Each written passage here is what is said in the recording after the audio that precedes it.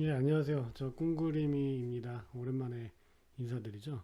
방학 때 오히려 여유가 많을 것 같았는데, 오히려 이제 제 스케줄에 의해서 뭐 작업하는 것도 많고 하다 보니까, 우리 영상을 찍을 만한 추진력이 좀 떨어지더라고요. 또, 방학 때는 학교가 그렇게 이슈가 많지 않잖아요. 상담의 기회도 많지도 않고, 동기가 뭐 부여되는 것도 아니고. 근데 방학 전에 그 어떤 친구가 그 서울로복고 그 저녁 요강 읽기 사이트에다가 저기 그 영상에다가 질문을 하나 달아놨어요. 그래서 그 질문은 아무래도 댓글로 달기는 좀 어렵다 싶어가지고 제가 영상으로 찍어서 설명해 주겠다고 했는데 그러고서 두 달이 지났습니다. 자료가 완벽하게 준비가 안 됐더라도 일단 원하는 답변은 좀 드리고 힘들지 않게 너무 궁금하지 않게 해드려야 되겠다 이런 생각이 들어가지고 이런 설명들을 관련된 설명들을 해주는 분들이 많지 않고 또 이제 산업계에서는 자기들 관점에서 얘기해 주시는 경우가 많고 그래서 가르쳐 본 교사 입장에서 보고 또 판단한 것을 같이 나누어 보고자 합니다. 여러분들 판단하시는데 도움이 됐으면 좋겠고요. 질문은 이렇습니다. 선생님, 로봇과 가면 뭐 오타가 났네요. 선생님. 로봇과 가면 생산 라인으로 간다던데 휴머노이드 또는 로봇 연구하는 길로 갈 수 있나요? 이렇게 질문을 했습니다.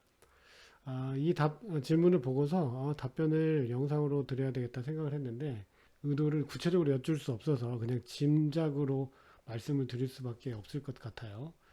자, 어쨌든 질문 주셔서 감사하고요. 한 가지씩 얘기를 해볼게요. 첫 번째, 로봇고를 가면 생산 라인으로 간다던데 누군가에게 들은 얘기겠죠. 그러니까 그 친구는 뭐 선배가 됐든 친척이 됐든 누군가가 생산 라인으로 갔겠죠. 아니면은 간다라고 얘기한 사람의 이야기를 들었겠죠.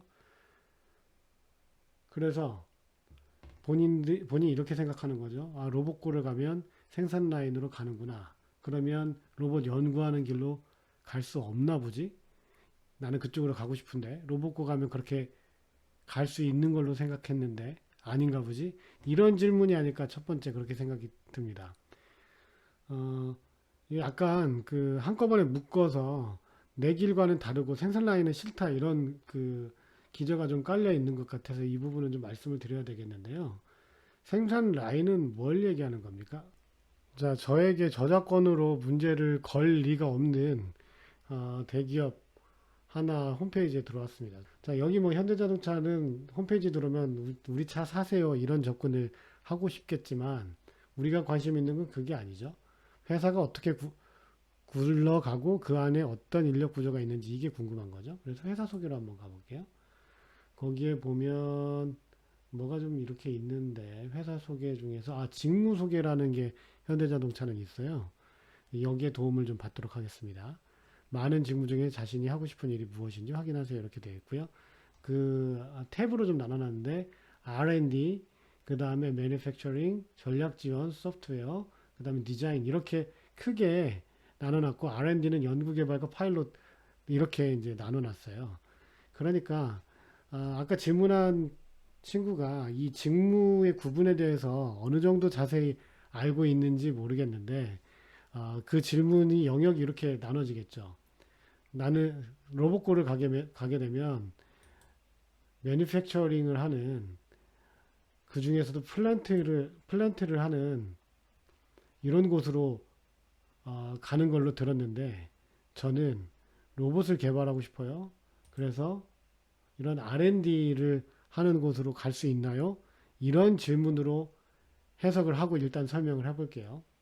학생이 질문한 것처럼 학교의 교육과정이 이 생산 분야, 매니팩처링의 구매나 부품 개발은 공업계 고등학교에서 하지 않겠죠. 보통은 이제 플랜트나 안전환경 이런 쪽에서 하게 될 텐데 플랜트의 교육과정이 이렇게 맞춰져 있으면 그 중에서 플랜트 운영, 플랜트 기술, 뭐 품질 보전 기술 이런 쪽으로 그 안에서 세분해서 나갈 수는 있을지 모르겠지만 다른 영역으로 넘어가서 학습하기는 쉽지는 않아요.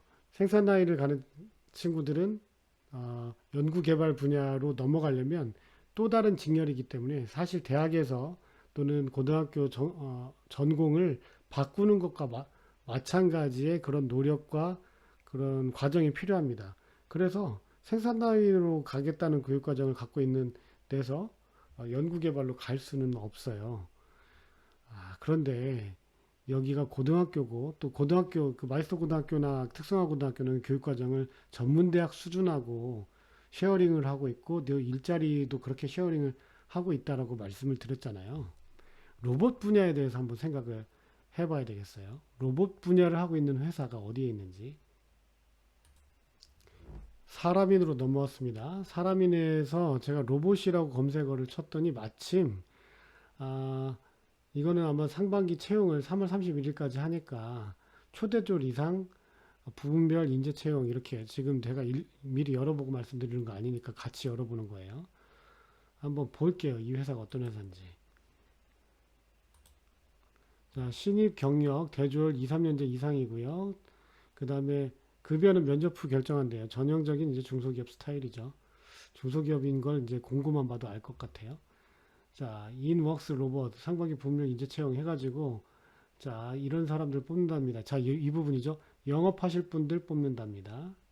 설계하실 분들 뽑는답니다. 기구 설계, 솔리드웍스 기구 설계 이런 것들을 하실 분들을 뽑는답니다.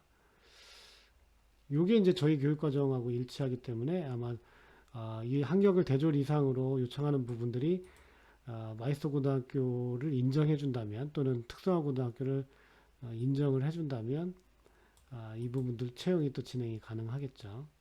그 다음에 인웍스 부분에서 로봇에서 법무실에서 근무하실 분들이 필요하고요. B2B 영업하실 분.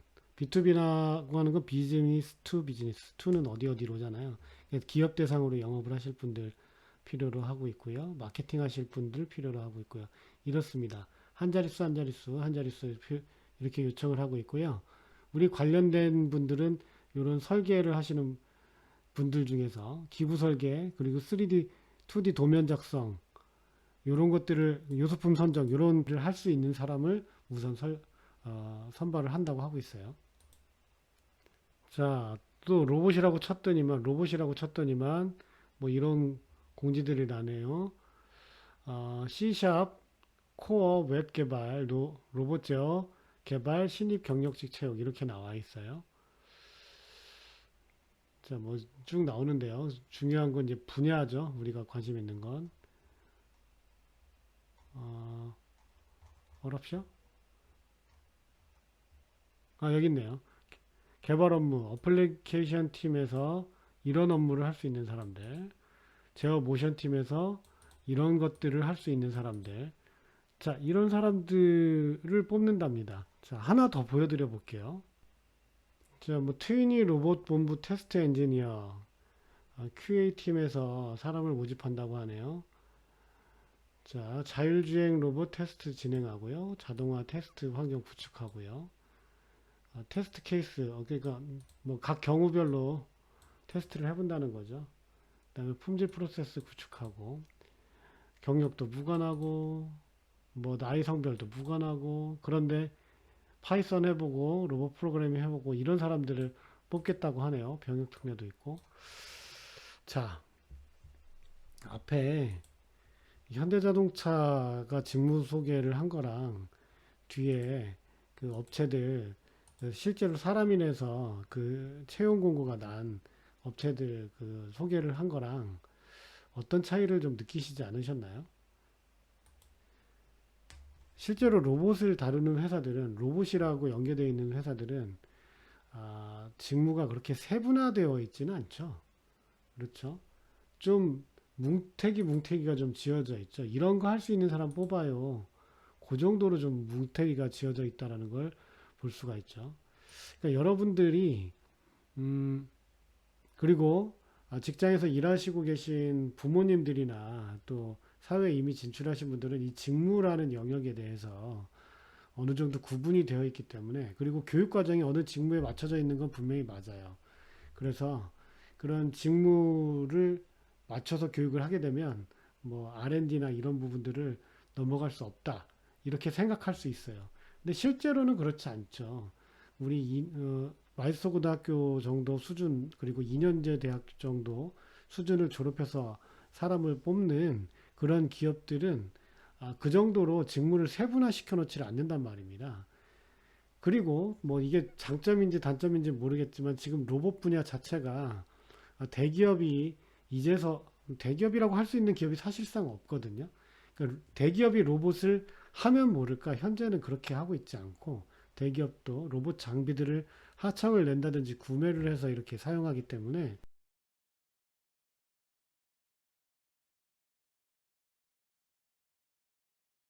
생각만큼 그렇게 무엇을 공부했기 때문에 어떤 경로에 있었기 때문에 다른 경로를 하지 못한다. 이런 경우가 많지 않은 분야가 로봇 분야예요. 그러니까 로봇 분야로 지금 설명을 하고 있지만 사실은 로봇 고등학교를 제외하고도 서울 시내에 지금 뭐 내노라하는 공업계 고등학교들 있잖아요. 아, 거의 다 자동화를 하거든요. 이 자동화 영역이라는 것 자체가 사실은 생산 라인에 쓰이는 건데 그 생산 라인에 쓰이는 실제 생산 라인에 들어가는 대기업이면 그런 직무 영역으로 그 케이스는 있을지 몰라도 그렇지 않고 그 라인에 들어가는 장비를 납품하는 회사에 내가 취업을 했다라고 하면 장비를 실제로 납품도 해야 되고 영업도 해야 되고 갖다 팔기도 해야 되고 뭐 구매 요구서도 쓰기도 해야 되고 뭐 AS도 처리해야 되고 어떨 때는 개발 요구를 전달도 해야 되고 직접 개발할 수도 있고 이런 일들을 어떤 일을 맡아서 그 안에서 하게 될지는 사실은 모르는 거거든요. 여러분들이 머릿속에 직무하면 대기업 위주로 정확하게 잘라진 그 직무들을 생각하고 계셔서 그런데 공업계 고등학교를 오는 친구들은 대기업으로 진출하는 친구들은 뭐 공업계 고등학교만 그런 게 아니라 뭐 전문대를 포함해서 4년제 대학을 나왔다 하더라도 대기업의 뭐 연구 개발 이런 식으로 바로 가는 친구들의 비율은 매우 매우 상대적으로 적기 때문에 학생의 능력을 제가 알 수는 없지만 일자리와 연계된 측면으로 봤을 때는 일자리는 분명히 이런 실제적인 소요가 많이 있는 쪽에서 일자리가 날 것이라는 거죠. 알아듣기 힘들게 설명을 했을 수 있는데요. 그 정리해서 얘기하자면 대기업으로 간다면 생산 라인으로 가야 되겠죠. 그게 이제 공업계 고등학교나 전문대학교 수준에서 졸업을 하게 되면 그리고 거기서 자동화를 배우게 되면 그럴 가능성이 높습니다. 그런데 그렇지 않고 싶다. 그렇지 않고 나는 개발을 하고 싶다. 중소기업을 가시면 됩니다. 중소기업은 그 모든 것들을 한 프로세스에서 한 사람이 진행하기도 한 팀이 진행하기도 하기 때문에 개발하고 싶다라고 하면 중소기업을 가시면 되고요. 대기업을 다니셨던 지금 영상을 보시는 분들 중에 대기업을 다니고 계신 분들 계실 거예요.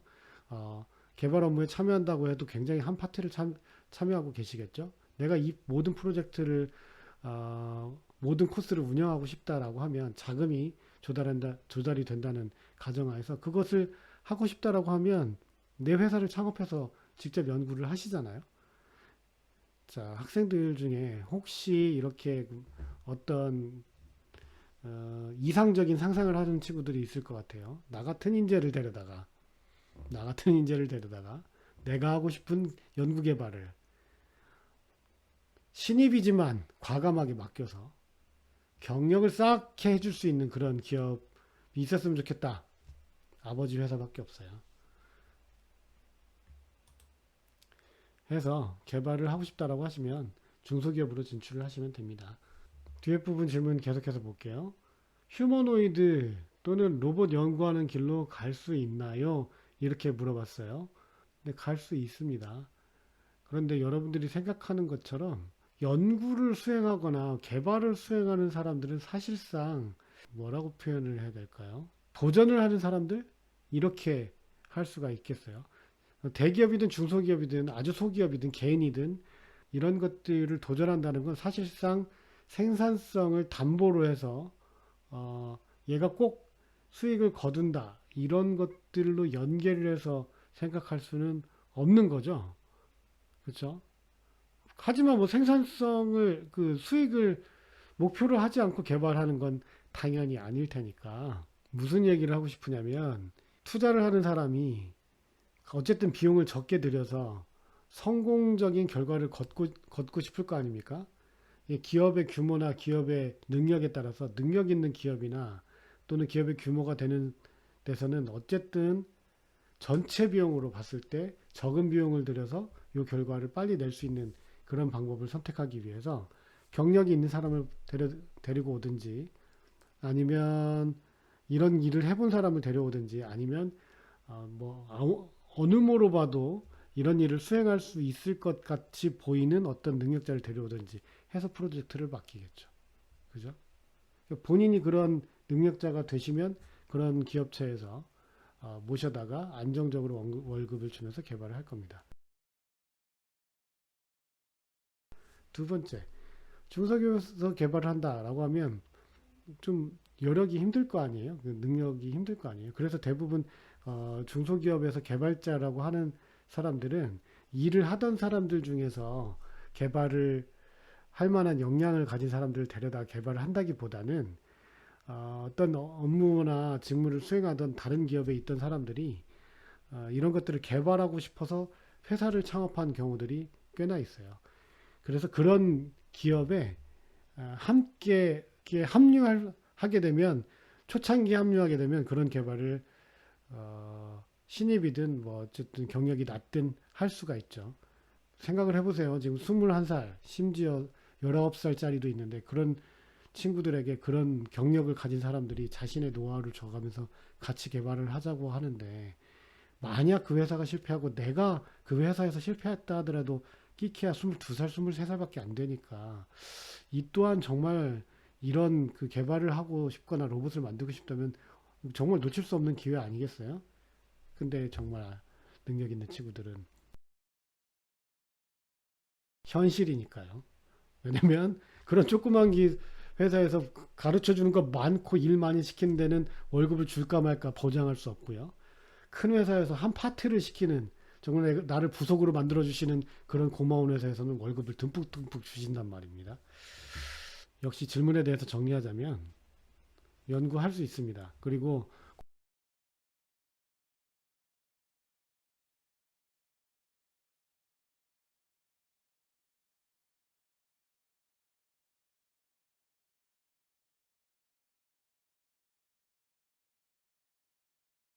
이걸로 학생이 질문한 내용에 대해서 답변을 마치겠습니다.